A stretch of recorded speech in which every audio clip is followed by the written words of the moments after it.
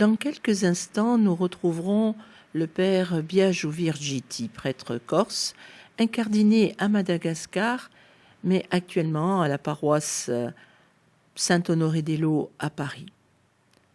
Il nous propose les commentaires de la parole de ce dimanche. Bonne écoute.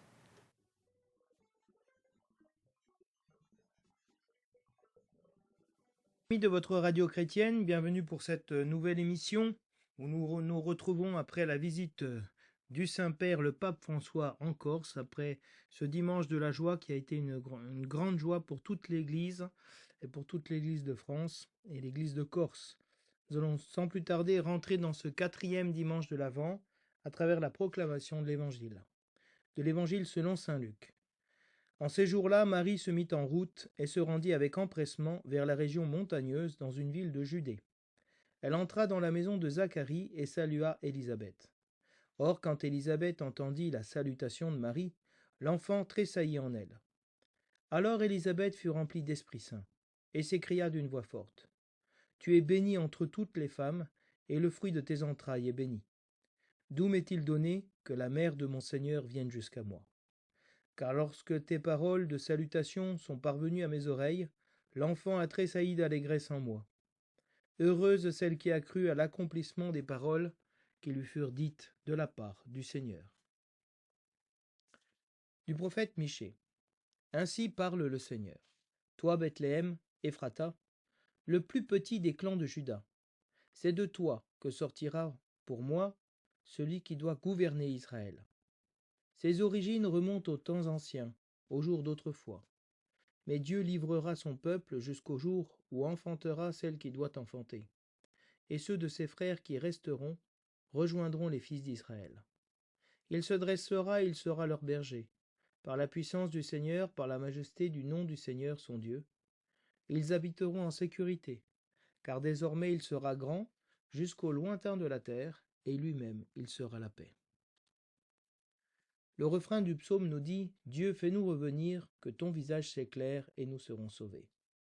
Berger d'Israël, écoute, resplendis au-dessus des chérubim, réveille ta vaillance et viens nous sauver. Dieu de l'univers, reviens, du haut des cieux, regarde et vois, visite cette vigne, protège-la, celle qu'a plantée ta main puissante. Que ta main soutienne ton protégé, le Fils de l'homme qui te doit sa force. Jamais plus nous n'irons loin de toi. Fais-nous vivre et invoquer ton nom. Dieu, fais-nous revenir, que ton visage s'éclaire et nous serons sauvés. De l'Épître aux Hébreux. Frères, en entrant dans le monde, le Christ dit : Tu n'as voulu ni sacrifice ni offrande, mais tu m'as formé un corps. Tu n'as pas agréé les holocaustes ni les sacrifices pour le péché. Alors j'ai dit : Me voici. Je suis venu, mon Dieu, pour faire ta volonté. Ainsi qu'il est écrit de moi dans le livre. Le Christ commence donc par dire : Tu n'as pas voulu ni agréer les sacrifices et les offrandes, les holocaustes et les sacrifices pour le péché, ceux que la loi prescrit d'offrir. Puis il déclare : Me voici, je suis venu pour faire ta volonté. Ainsi il supprime le premier état de choses pour établir le second. Et c'est grâce à cette volonté que nous sommes sanctifiés par l'offrande que Jésus-Christ a faite de son corps une fois pour toutes. Parole.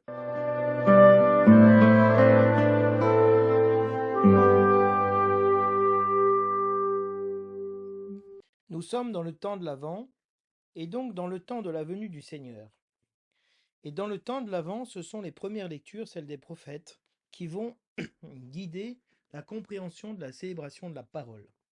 Ainsi, dans le prophète Michée, le Seigneur annonce à Bethléem, qui est un petit clan de Ephrata, de Juda, que de cette petite maison, qui est quand même la maison de David, parce que David était de Bethléem, sortira celui qui doit gouverner Israël. Donc de nouveau, le Seigneur, qui a été fidèle à la maison de David et à Bethléem, va de nouveau, à travers les prophètes, annoncer qu'il est fidèle à cette maison, à ses promesses, et qu'il va de nouveau visiter ce plus petit des clans de Juda pour faire sortir celui qui va gouverner Israël. Et alors c'est intéressant parce qu'ici on ne parle plus de roi, parce que la royauté a été un échec, si vous voulez, dans la tradition d'Israël, parce que ça a été une royauté qui à la fin s'est conformée aux nations. Et la royauté en Dieu est roi en Israël, mais de manière différente des autres peuples. Et donc le texte ne dit pas comme roi d'Israël, mais pour gouverner Israël. On retrouve ça, si vous voulez, aussi dans la Passion. Es-tu le roi des Juifs? Donc, es-tu le roi d'Israël? Et Jésus-Christ répondra à Pilate, c'est toi qui le dis. Il ne dit pas je suis roi, parce qu'il n'est pas roi à la manière du monde, comme ont été, même si ils ont été des personnages importants, David et Salomon, mais déjà avec Salomon, et même avec David, avec le meurtre de Uri le Hittite, il y a une perversion de la royauté et du pouvoir. Et Dieu ne voulait pas la royauté pour son peuple. Ça a été une concession qu'il a faite au prophète Samuel. Et donc, celui qui va gouverner Israël va être un pasteur, un berger, comme David était berger du troupeau. Et le Seigneur est mon berger, je ne crains aucun mal. C'est le Seigneur qui nous conduit comme un berger son troupeau, vers les prés d'herbes fraîches.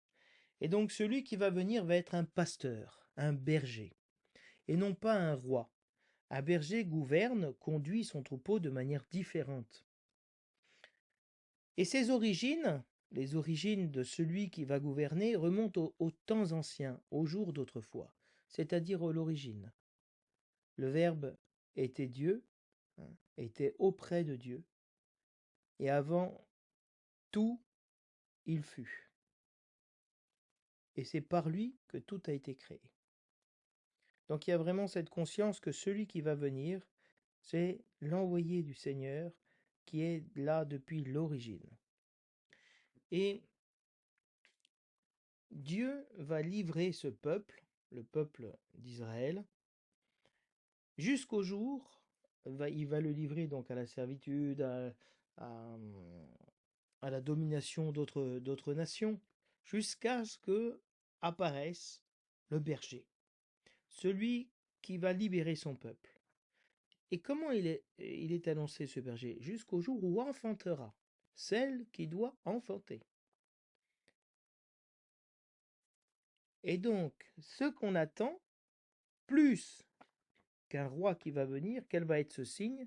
Celle qui doit enfanter, enfante. Et donc la Vierge Marie enfantera. La Vierge, voici que la Vierge est enceinte. La jeune fille, la Vierge est enceinte. Et c'est l'annonce du Messie. Donc c'est un Messie qui s'incarne. Et c'est très important pour nous dans ce Noël.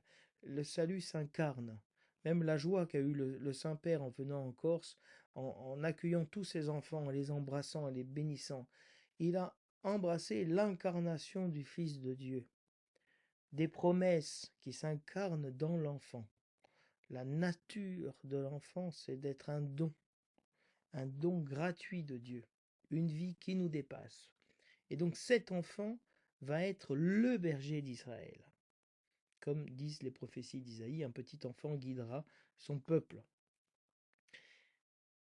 Et il sera un signe de communion et de restauration entre dans le peuple d'Israël, parce que Israël et Juda étaient deux peuples séparés sur la Terre Sainte, deux royaumes différents. Et donc lui, il va les réunir. Dans sa personne, il a fait tomber le mur de la haine, celui qui nous opposait les uns aux autres. Et il se dressera, c'est-à-dire il sera debout. La position debout, c'est celui du défenseur, et c'est la position du ressuscité. Il sera debout et il nous défendra. Il sera le berger. Et par la puissance du Seigneur, il se dressera. Dieu l'a ressuscité. Et il a fait Kyrios, Seigneur. Et il va être berger par la puissance de Dieu. Dieu va le faire berger d'une manière nouvelle. Le berger dépose sa vie pour ses brebis. Par la majesté du nom du Seigneur son Dieu. C'est-à-dire que le nom de Dieu qui est miséricorde, qui est salut, qui est amour, va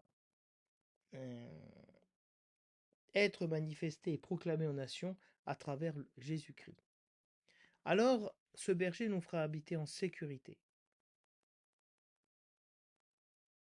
parce que son royaume sera jusqu'aux confins de la terre. Et donc, les lointains de la terre, ceux qui sont le plus loin, recevront la paix. Et même, lui sera la paix. Donc, la paix va être incarnée dans la personne de Jésus-Christ. Parce que dans la passion de Jésus-Christ, la haine, la mort, le péché ont été arrêtés. Et Jésus ressuscité dit, la paix soit avec vous. La réconciliation est annoncée. Donc vous voyez ici l'annonce d'un Messie qui vient. Hein, il vient d'une petite réalité. Pour ça, c'était très touchant la venue du pape en Corse, parce qu'il est venu voir une petite église, une église de périphérie, hein, un clan comme Bethléem, un peu dans les montagnes, un peu isolé. Voilà. Et c'est ça qui est très beau dans le Seigneur, c'est qu'il élève les humbles, il va chercher les plus petits. Ce qui est petit, ce qui est caché, est grand dans le cœur de Dieu. Et il aime aller visiter. Donc on voit le Seigneur qui va aller vers son peuple. Et on va retrouver ce même élan dans la Vierge Marie, qui vient visiter Élisabeth, sa cousine qui est enceinte et qui se cache et qui a honte parce qu'elle est âgée et qu'elle est enceinte et qu'est-ce qu'on va penser de moi, etc. Et donc il y a ce mouvement du Seigneur qui vient visiter le plus petit, le plus éloigné, le plus écarté, celui qui n'est pas en communion, celui qui n'est pas en paix. Il va le visiter pour le sauver, pour être son berger. Alors on peut dire avec le psaume, Dieu fais-nous revenir, convertis-nous, convertis-nous, que ton visage s'éclaire pour nous, c'est-à-dire que nous puissions retrouver la lumière de ton visage. Quand est-ce qu'on voit la lumière du visage d'une personne? Quand une personne est joyeuse, elle est radieuse, elle brille. On voit la lumière de son visage. Quelqu'un qui est triste, il a le visage éteint, pas éclairé. Quand on sourit, il n'y a pas de lumière dans le visage, dans les yeux, c'est sombre. Eh bien, fais-nous revenir à toi, convertis-nous, et nous verrons ton visage s'éclairer dans la joie de voir tes enfants revenir. Et cette joie sur ton visage sera pour nous l'annonce du salut. Parce que le salut, c'est retrouver la communion avec Dieu. Alors on demande au berger d'Israël, celui qui a été annoncé, le Messie, écoute, resplendis, réveille ta vaillance, viens nous sauver. Ça veut dire manifeste ta gloire, ta puissance, ta domination sur les ténèbres de notre vie. Réveille ce qui fait en toi la victoire, ta vaillance, et sauve-nous. On demande à Dieu de revenir vers nous, au Dieu de l'univers. Reviens, regarde, vois, visite, protège. On demande à Dieu vraiment d'intervenir dans notre vie, de voir notre misère et de venir nous visiter, parce que nous sommes la vigne du Seigneur. La vigne, dans la tradition biblique, c'est l'image d'Israël. Et une vigne qui a été plantée, elle peut être ravagée. Les sangliers des forêts la ravagent, les bêtes des champs la broutent, nous dit le psaume en parlant des vignes. Et donc il faut soigner les vignes pour avoir le raisin et le vin qui réjouissent le cœur de l'homme. Et donc soutiens ton protégé. Le protégé, c'est le Messie, le Fils de l'homme qui te doit sa force. Protège-nous, Seigneur, hein, et nous n'irons plus jamais loin de toi. Nous ne serons plus jamais séparés de toi, à vouloir nous éloigner de toi. Fais-nous vivre et invoquer ton nom. Vraiment, ce berger qu'on invoque, c'est un berger qui vient nous sauver et nous réconcilier avec les uns avec les autres et surtout avec Dieu. Le titre donné à la deuxième lecture dit « Me voici, je suis venu pour faire ta volonté ». Donc Jésus-Christ vient, celui qui vient, oerkomenon en grec, celui qui vient, pour faire la volonté de Dieu, c'est-à-dire nous sauver, d'être ce berger d'Israël. Et en entrant dans le monde, Jésus-Christ a dit, une parole du psaume, « Tu n'as voulu ni sacrifice ni holocauste, mais tu m'as formé un corps. » Ça se trouve surtout dans la traduction grecque de la Bible. Pour ça, la parole de Dieu, nous l'avons reçue en hébreu et en grec. Et pour nous, les deux versions, grec et hébreu, sont parole de Dieu. Et pourquoi? Parce que le Nouveau Testament a assumé le texte grec que nous entendons ici. Tu m'as façonné un corps. Donc il y a vraiment cette idée de l'incarnation, du corps qui a été façonné par Dieu pour son Fils. Au lieu de fabriquer des sacrifices et des offrandes, Dieu a fabriqué un corps, un lieu où va habiter sa présence. Et Dieu n'a pas agréé les holocaustes et les sacrifices pour les péchés. Comme il n'avait pas agréé le sacrifice de Caïn, ni Caïn ni son sacrifice, mais il avait agréé le sacrifice d'Abel. Abel a fait la volonté de Dieu. Il a donné le meilleur qu'il avait, et il en a payé du prix de sa vie, lui qui était innocent. Et Jésus-Christ est le nouvel Abel. Il est venu faire la volonté du Père. Et ça, c'est écrit dans le livre de la loi. Que le Seigneur vient faire, le Messie vient faire la volonté du Père. Et donc, Jésus-Christ commence à rentrer dans le monde en disant, je ne suis pas venu pour faire des sacrifices, des offrandes, des holocaustes, c'est-à-dire faire ce que font les hommes. Ça, c'est eux qui le font. Et toi, tu n'as plus agréé cela, tu n'as plus accepté cette manière de faire. Tu as voulu autre chose, quelque chose de nouveau. Me voici, je viens pour faire ta volonté. Me voici, dans mon corps, pour faire ta volonté. Et donc l'incarnation de la volonté de Dieu, c'est Jésus-Christ et Jésus-Christ crucifié, qui meurt pour sauver les péchés des hommes, qui s'offre en sacrifice expiatoire, qui ne vient pas offrir des sacrifices, qui s'offre lui-même en sacrifice. Et donc, il y a une nouveauté. Ce que l'homme ne pouvait pas accomplir, Jésus-Christ est venu l'accomplir. C'est grâce à cette volonté, nous dit l'Épître aux Hébreux, que nous sommes sanctifiés. Grâce au sacrifice du Christ qui a accepté de s'incarner, de s'abaisser dans la condition humaine, d'accepter la volonté de Dieu dans la condition humaine, que nous sommes sanctifiés, que nous sommes rendus saints, différents, renouvelés, nouveaux. Pour ça, c'est très important de faire la volonté de Dieu, parce que nous sommes en train de sanctifier autour de nous les personnes. Par l'offrande que Jésus-Christ a faite de son propre corps, une fois pour toutes. Ça nous sanctifie.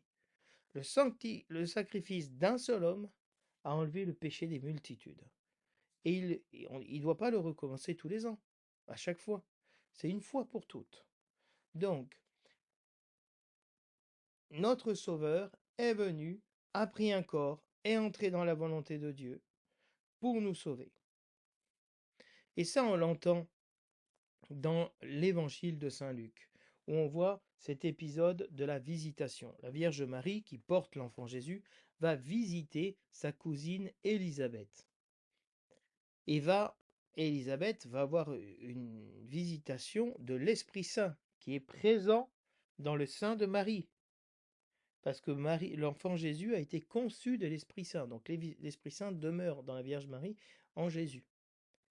Et donc Marie, qui a à peine reçu l'annonce de l'ange, se met en route tout de suite, avec empressement, vers la région des montagnes de Judée, ça s'appelle Aïn Karem, hein, cette montagne où était Élisabeth avec son mari Zacharie.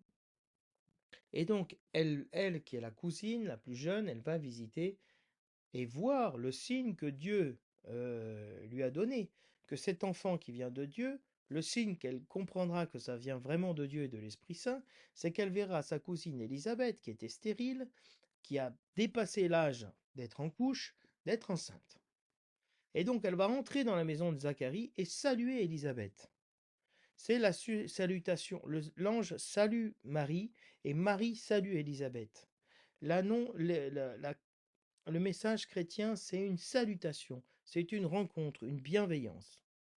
Et qu'est-ce que fait Élisabeth quand elle entend la salutation de Marie? Que dit, on ne sait pas comment elle l'a saluée, ce qu'elle a dit. mais cette musique a touché les entrailles de son cœur, de son corps, puisque l'enfant le Baptiste qui est en son sein a tressailli de joie. Si vous discutez avec certaines femmes, elles vous diront que quand elles ont été enceintes, eh ben, certaines fois, elles ont senti le bébé bouger en elles. C'est incroyable. Nous, les hommes, nous n'avons pas cette grâce de vivre cela. Mais pensez à toutes ces mères qui voient l'enfant se réjouir, euh, exulter, tressaillir, bouger dans leur ventre. C'est quelque chose qui doit être extraordinaire et donc qui touche l'âme hein, d'Élisabeth, parce qu'elle a entendu cette salutation. Mais celui qui s'est réjoui profondément, c'est l'enfant. Et donc elle aussi, elle a réjoui. Mais il se passe quelque chose. Il se passe quelque chose. Si mon enfant tressaille comme ça, il y a quelque chose. Et elle comprend que c'est la mère du Seigneur qui lui a envoyé. Donc Élisabeth, elle, à ce moment-là, à la salutation de la Vierge Marie qui est remplie d'Esprit Saint, qui est descendue sur elle, à cette voix, cette salutation pleine d'esprit, elle est remplie elle aussi d'Esprit Saint. Et pourquoi il tressaille l'enfant dans son monde? Parce qu'il est rempli d'Esprit Saint. Donc quand on est rempli d'Esprit Saint, on tressaille, on exulte et on crie à voix forte. Hein. Dans la Bible, le fait de crier à voix forte, de parler fort, c'est le signe d'une victoire sur la mort, sur la timidité, sur la voilà, quelque chose qui nous dépasse, qu'on ne peut pas retenir et qu'on crie sur tous les toits. Tu es bénie entre toutes les femmes et le fruit de tes entrailles est béni. Seul l'Esprit Saint peut révéler à Élisabeth, qui ne sait pas que sa jeune cousine est enceinte, ce qu'elle dit. L'Esprit Saint lui fait dire qu'elle est bénie entre toutes les femmes et que l'enfant qu'elle a dans son sein est béni, est le béni de Dieu. Cette femme est bénie et celui qu'elle porte en elle est le béni de Dieu, la bénédiction de Dieu pour nous. Et donc l'Esprit Saint révèle ce que l'œil ne pouvait pas voir. La conception de Marie, de l'enfant Jésus, pardon, en la Vierge Marie, et que cet enfant vient de Dieu. D'où m'est-il donné que la mère de mon Seigneur vienne jusqu'à moi? C'est l'humilité d'Élisabeth. Mais comment c'est possible qu'une femme comme moi, vieille, âgée, visitée par le Seigneur, oui, mais voilà, cachée dans ces montagnes de Juda, là, de Judée, comment Dieu peut me trouver? Eh bien, Bethléem, Ephrata, tu n'es pas le plus petit des camps de Juda. Voilà. Dans cette région-là, où est Élisabeth, qui est pas trop loin de Bethléem, hein, le Seigneur va la chercher. Le Seigneur est capable d'aller chercher qui il veut, où il veut. Et dans l'endroit le plus reculé, il manifeste sa gloire. Et à Noël, c'est ça que nous verrons. Il ne va pas au temple. Il ne va pas voir le grand prêtre. Il ne va pas voir le roi d'Israël. Il va voir Bethléem, la maison du pain, dans la mangeoire. Les anges arrivent et les bergers suivent. Donc comment c'est possible que le Seigneur ait pensé à moi et qu'il m'ait visité avec la mère de celui qui est mon Seigneur? Donc Marie est la mère de Dieu, mère du Seigneur, dès le début. Hein, ce dogme de la Théotokos, la mère de Dieu, qu'on retrouvera au Concile d'Éphèse, elle est annoncée tout de suite. Et pourquoi Élisabeth dit ça? Parce que elle explique, lorsque tes paroles de salutation sont parvenues à mes oreilles, l'enfant a tressailli d'allégresse en moi. C'est-à-dire, elle, elle explique ce qu'elle a vécu. Tout à l'heure, c'est le narrateur, cette voix qui raconte quand Élisabeth a entendu la salutation de Marie, l'enfant tressaillit en elle. Maintenant, c'est elle qui va le raconter. Donc, on a deux récits. Celui que fait la voix off qui s'appelle le narrateur, la voix qui raconte, et maintenant le personnage dit la même chose. Donc, quand c'est comme ça veut dire et qu'il y a une répétition de la part du narrateur et du personnage, c'est que c'est une réalité qui s'est avérée et qui est très importante parce qu'elle est répétée par deux voix différentes qui sont concordantes. Donc, la salutation de Marie dans les oreilles d'Élisabeth âgée, donc on peut être âgé et entendre la salutation de la Vierge Marie, eh bien l'enfant a tressailli d'allégresse en elle. Il y a un lien entre la parole et l'allégresse, la joie, qui fait tressaillir l'enfant. Tressaillit de joie, Jérusalem. Donc la visite du Seigneur, c'est toujours une source de joie. Et même l'enfant le sent. Heureuse celle qui a cru à l'accomplissement des paroles qui lui furent dites de la part du Seigneur.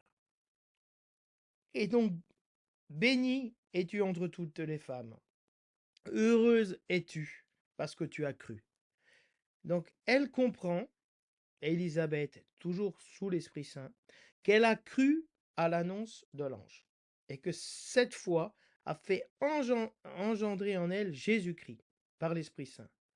Elle a cru que Dieu allait accomplir cette parole.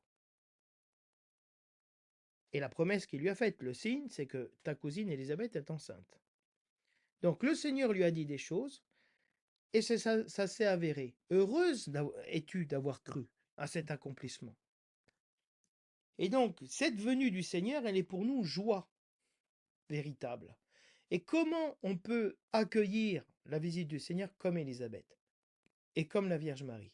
Entendre cette annonce et dire Amen. Qu'il m'advienne selon ta volonté, qu'il me soit fait selon ta parole. Me voici, Seigneur, je suis venu pour faire ta volonté.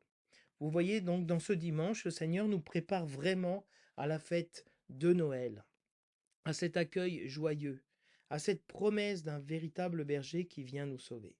Donc je vous souhaite à tous et à toutes un très bon dimanche dans le Seigneur, dans cette attente joyeuse et féconde, que le Seigneur comble nos familles et tous nos cousins et cousines de cette joie d'un salut qui vient dans nos familles. À très bientôt.